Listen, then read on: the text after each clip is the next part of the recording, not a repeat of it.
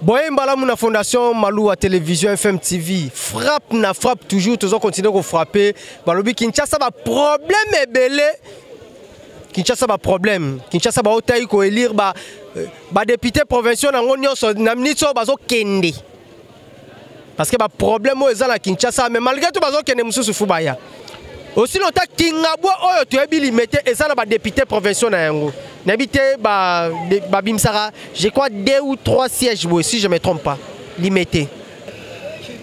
Ngaye yo ngamo bimbala poto to tambola to loba. Bala kingabo fuba loba.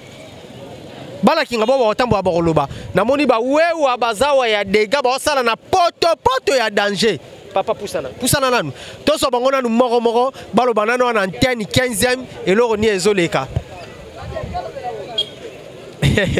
Na seki pona na mawana abwa na manifester mafuna seka mabe ezalia wa match eza mabe ezalia wa na limete Kingabwa 15e antenne. Papa bonjour. Bonjour. Ozobula wa yo bula awa to yeka mo crochet to ebite te na bulaka awa penande base place na bulaka kana potopoto oyo nde place penda to zobulela obula wapi awa na 15e na nini na 15e antenne na Kingabwa olobi le mo likola nini likola potopoto ka awa penande to bulaka na potopoto oyo mais tu bule beti donc passe fort ba député faut ba solo la masolo yo penda po ezala bien faut ça nini ba député faut ba solo la masolo eke mabe makasi mabe nande po ba potopoto boy to voto ki ba mpona boy kitoko te talanga papa mukolo makolezo lumba déjà solo mais nazo luka mbongo na potopoto ya kitoko te likola potopoto faut pas solo là ba député na province obiendeni olobi tu ba komika na babote to komi na province obiendeni beto na capitale faut pas solo la masolo ke mabe fort mamongo mabe mabe makasi eke mabe fort bozana ba député bazo kende ba député provinciaux bozana bon Kingabwa bozana combien de sièges peut-être na habité sur combien de sièges. Bon, vraiment pour na siège na bossa mais toi na ba député ebele o ba uti penda ba botami penda ba tangi pe awa mais mauvaise foi nini mauvaise foi nde bazana ngo mauvaise foi nde bazo sungate e bongo vraiment place mal ndako eza bien penda potopoto ke ozala boy tambola kuna na antenne okomona kende boiti na ngomba njoko okomona moi ezate tala moto na sokola kilo bimetal lelo nde komi awa kutozo moneze loko te pusana kuna liboso potopoto na nenga nyama awa ti toza la potopoto toza bien awe loko ezate kende na ngomba njoko omona kende na ndano omona kende yo moko ka kokomona donc nzele ezate mais ba député la bino balobi bazo ba na pasi enfin balobi bazo regretter makambo ezo leka wa bo pesa bango mandat ezo ya wana po ba résoudre ce problème ngo bolobi ni bongo mandat ngo mi balesiko ya liboso na ba chaki yango wapi wa liboso na to moni eloko te siko to continuer ka bongo faut changer PGT une équipe ezala soki équipe joueur moko azo fouter ba sa nini ba changer ka pour match qui est bien. Bino décidé pour changer bon. Il faut changer match qui est mabe makasi. Match qui est mabe. Il y a tout rocher koko pour refouter. Nzamba sunga kaka. Pour na kana vraiment nzamba sunga. Pour na kana nous regretter belo bien. Pour to bandaka na bien. Mais to yebite façon eko bois ki sabiso to zo comprendre ti. Salité. Nzambe kaka sunga. Nzambe vraiment fa sunga mitema na bango po j'ai que match que mabe makasi maladie tozalaki boité na potopoto tozalaki boité maladie to maladie ko ba infection tozo ba infection to travail bien te place nini mususu bien ya obeba makasi olobi na ngomba ya njoko pe na ndanu komati na localité yo moko regretter ozanga kutu nzela koleka ozanga kutu nzela awa kutu bozwi place à poser antenne na caméra bongo kuna kuno ko chata potopoto beli ngai mama na ngai balobi kuna papa poussana remplacer te poussana encore lobate ya remplacer yaka balobi awa moto likolo ya potopoto donc mutu avant matala moto a sauter aya matina na moto pour place à rocha moto ezate so potopoto ezate place à cha moto donc ezate a dobula likolo potopoto. Donc, na eba te soki 15e antenne on so ba chango ndeni batango to voter bango après bazwa bana bango batina bango poto biso peuple to voter bango to nyokwamaka to banda bula likola potopoto ah be loi eza isute to bula la ndela biso po bino bo bonisa moko te ah ndabo na potopoto pona ko biso kana 1000 fois soki te ah pe na zo potopoto mati prix oh to ma tsango ko ah bango to voter bango ba bonisa moko ngo te bazo ba mbona bango so ba 25 et quelques millions de dollars batinda bana ngo poto biso ba to voter bango batika biso ka bosé que anda boye loeza souté mais ba bisinga a kutu toza bien place ni msozo una ndeza boye ba moto ko ma souté to li ma souté po to perdre una wapi awa na ngomba ndoko na ndanu pe moto ko ma souté se komi kuna transmission na somba ko mbia 40 000 so na ke kuna 2 fois 3 fois transmission ku finga eziko moto so dinda oh moto so dinda taka moto na salite do awa posa moto na sika me mutu so yebite otaka moto ebeba moto sika dindi ezo dinda pe chaque jour to nga soute to ke suku na te bato na ndu ba nyoko malami azo nyoko mande boye moto ko bula batu ne ba bula cha mutu na mukongo akache na potopoto po moto na gende nini mutazi mutache na mukongo mutu na ko mabula moto isute to ke suku na te po potopoto leki boye te boye penate boye ah na ebite ngai lisu na vote pozela boya luka ngai balobi mutu acha mutu na mukongo Voilà qui ça y est, ce qui moto, faut transmission au panzana yo, ata moto a sikosome ngo lelo. Au continent ngo nanu, so bimi nango na maboko. Tole ki toko malandanu. Junior Santos tokendanu. La Fondation Maloua FM applique la vision de partage et d'assistance en faveur des différentes couches de la population.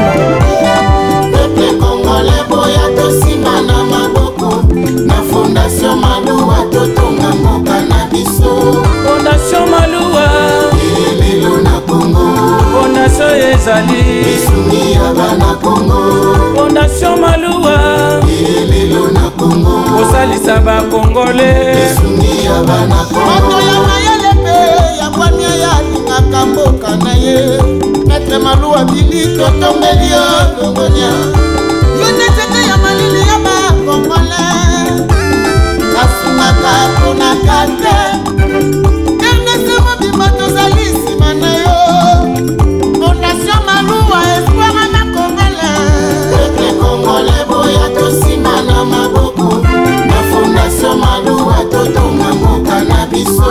Maître Maloua Bili mwana ya Congo, président fondateur ya Fondation Maloua. Pardon international, tous pour le Congo, mwana moka.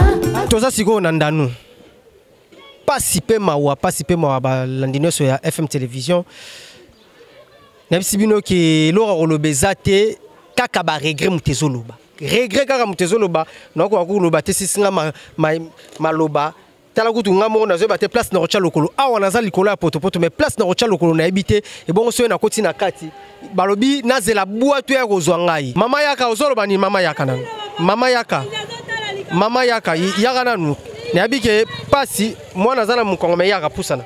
Na pusani. Olobaki nini? Kuna ozobwa kelangelo mona musika. Mokonzi azotala likambo te tala ndanu mai ple. Mokonzi azotala eloko te azokipe famille na ekuna. Te tolo bana makambo e bandika. Makambo déjà tosali 2 mois déjà. Kana ba mai boy. 2 mois te. Bovanda na ba mai. Banda kala. Mama yaka. Mama za la botte hein? Mama za la botte. Mama. Poussana mama. Mama na poussana mama. Bonjour. Bonjour. Bozo vivre ndeni na mai. Tozo vivre na pasi. Toza na pasi, toza tala mutu akotala ndanu te. Mai. Tozo lala na mai, tozo la muka na mai. Makambu nyonso mabe, ba veni mabe, terrasse ezate. Donc mai ezo kotela biso tozo lala na ba nyoka, na ba mchopi na. Ola na banani? Ba nyoka. Banoka na mai. Na kati ya ndako o suto wa ba nyoka aza na mbeto. Mayobola lezate.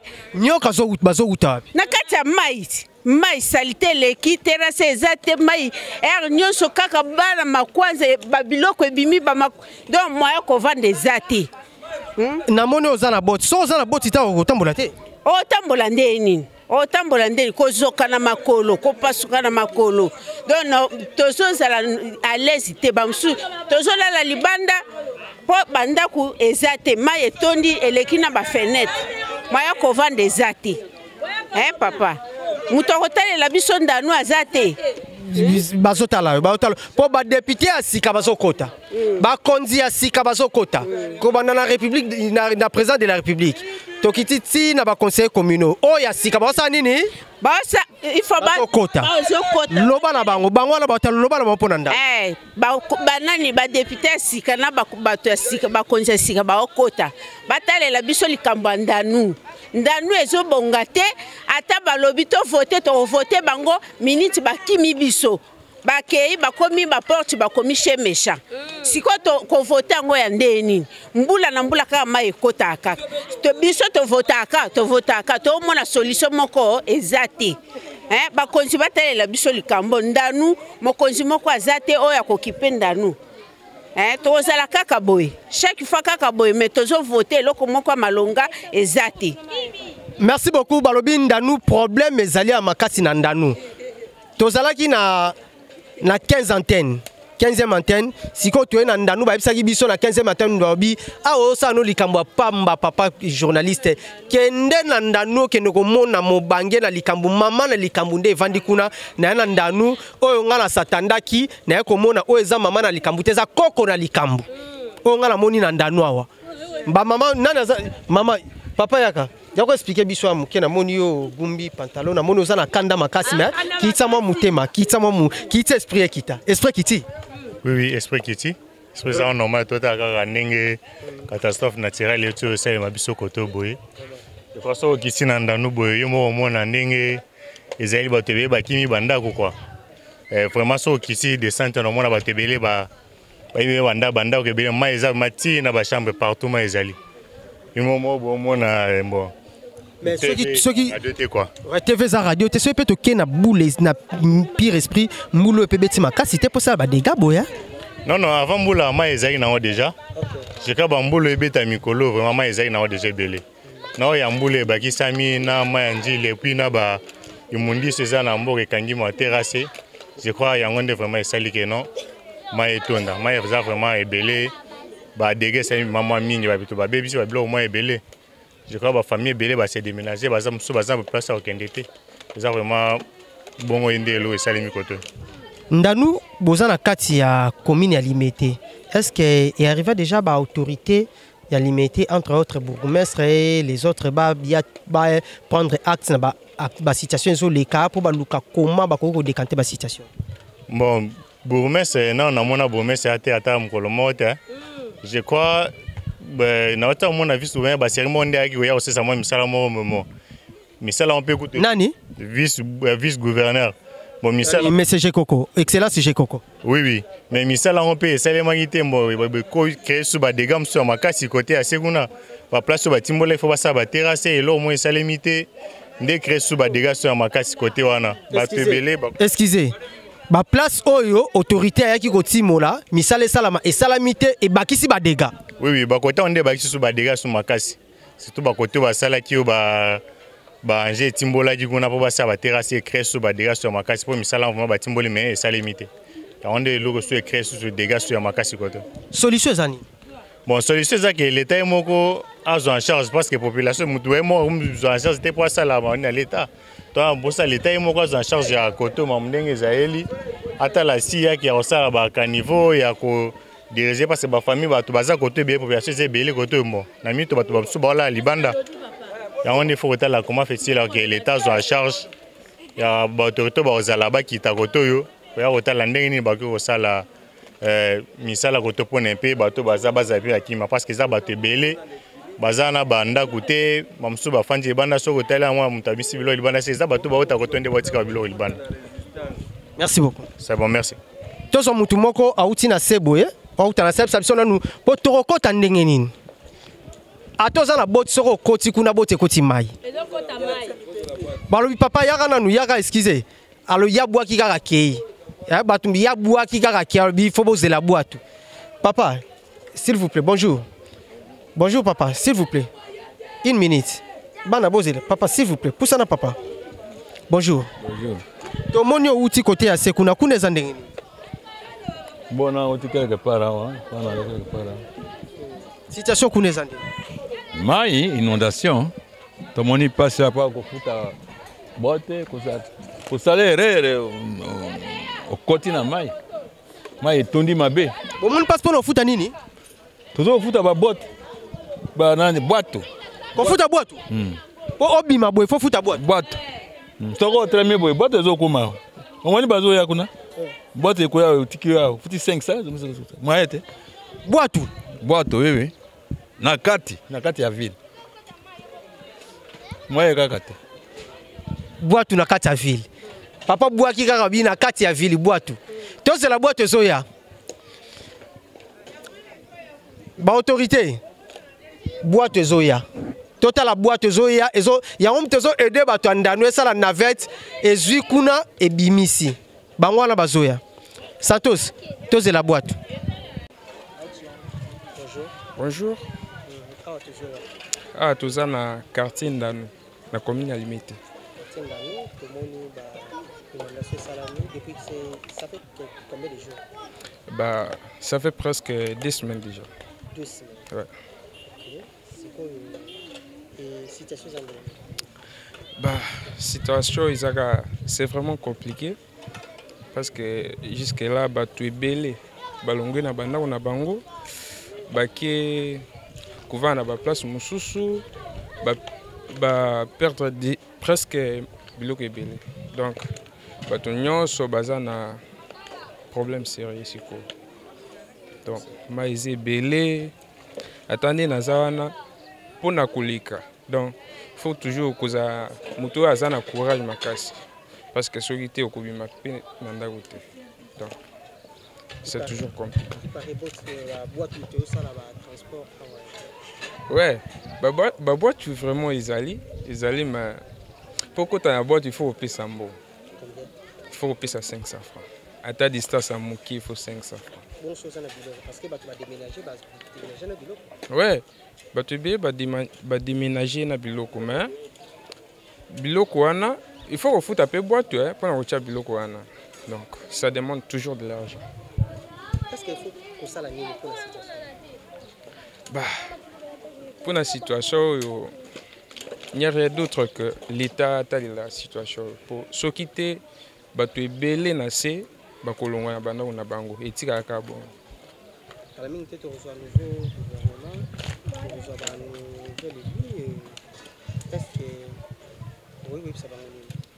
Bah pour na ba autorité, batu oyo balingi bazwa ba gouverner mboka na biso, batalila ka population, ba besoin ya population, ba ça il a bango pour mboka ekiliboso.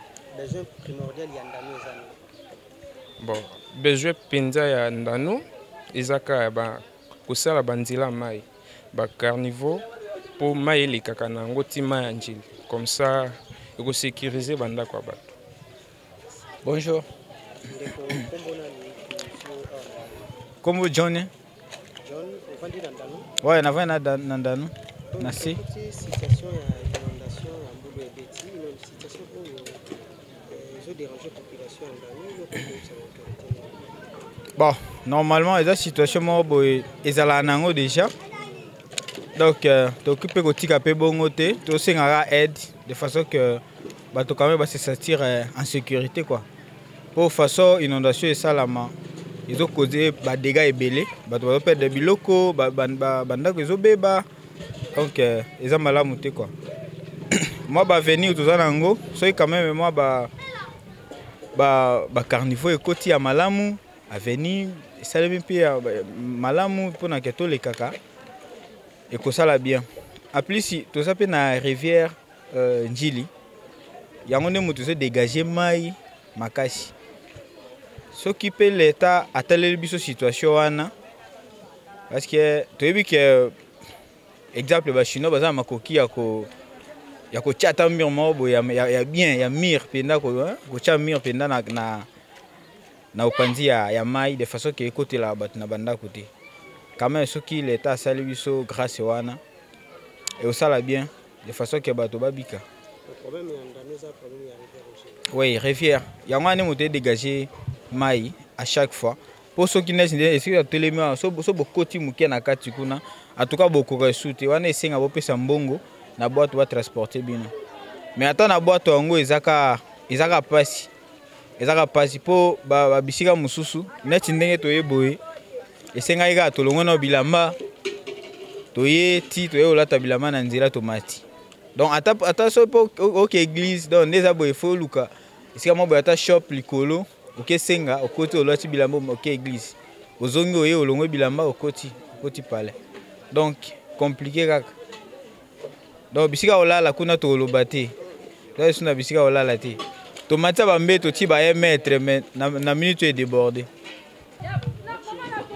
Nga papa Daniel nazoloba awa na radio na biso tozana pasi awa na ndanu côté ya école Romanie tozana pasi moi était papa est-ce que bakonyi na biso bazoma na biso te est-ce que bakoki kosalisa biso te baya kotala ndenge biso toza ko vivre awa moi ya kozana bana biloko nyonso ezakotaka na mai est-ce que bakoki kosalisa biso te suka nanga ezandeki wana. Bon, si l'hôtel est bien, Maïwana et Salisoki, une semaine à Mobimba, tu as kati andako, semaine à Mobimba, tu as andako. Moi, Yakubima, ils attendent à l'église, tu as aucun été, à Wapi, tu as vendu à Kanandako. Ban, Bible Nabisonio, c'est toujours quand on a pas ce qu'on est, tu as boué, tu as battu, mais malgré tu as battu, mais tu as battu. Pour nous, quand on est fou, car à boato. Pour kati sa Paul Jekoko kaka na boato bana mikeske bakotambola ndenge nini na kati wana kaka komema na Mukongo ou bien na boato biso tuzo vivre kaka bon torito tuzo bisa bango boy ke basunga biso na ndanu tuzana likamo moko te basunga biso na ndanu tuzana pasi vraiment basunga biso makazi tuzana pasi moyete bata baya bango moko bakitaka baya kotala biso. Merci beaucoup, Naba téléspectateurs sur FM Télévision. Un grand plaisir pour moi, Dengue Bozala Kiliboso. Il y a de partout dans le monde entier parce que je parle il y a Congolais sur la diaspora même Congolais au Baza Awa na République démocratique du Congo Awa na 26 provinces na 24 communes ya ville province ya Kinshasa bozo landa biso eza participé mawa tozala ki na limité précisément na quartier Kingabwa ndanu eza na kati ya mai ndanu bazo vivre na kati ya mai population akimi mawa awa place naza na tellement ki ba place oh ya bien pour moi na kota place mususu ezate bo moni na musika boîte zo sala transport aki azu batu boye aye na bango place ya bien place on na tellement ki nazo zinda population balembi mbula muke mai population azo lala likolo ya mai population sera lali alobi ba matisi ba mbetu na ba 1 mètre ba 1 mètre bazo peut-être batia ba matisi mbetu mais mbetu yango kaka koti na mai donc mai débordé le ki 1 mètre na niveau. Merci na bino noso merci na autorité morale ya chaîne Oyo pe fondation Oyo maître Billy Malou Akilofas merci merci na Santos ndazalaki na sima ya caméra Junior Santos merci na autorité noso ya FM Télévision merci na moi donc Claire Kololo Monobeli na koti na kati ya mai poto la sabino situation Oyo ezalaki awa na ndanu match ezamabe nakena ngai kosalisa pe kosunga bana Kongo moninga malamu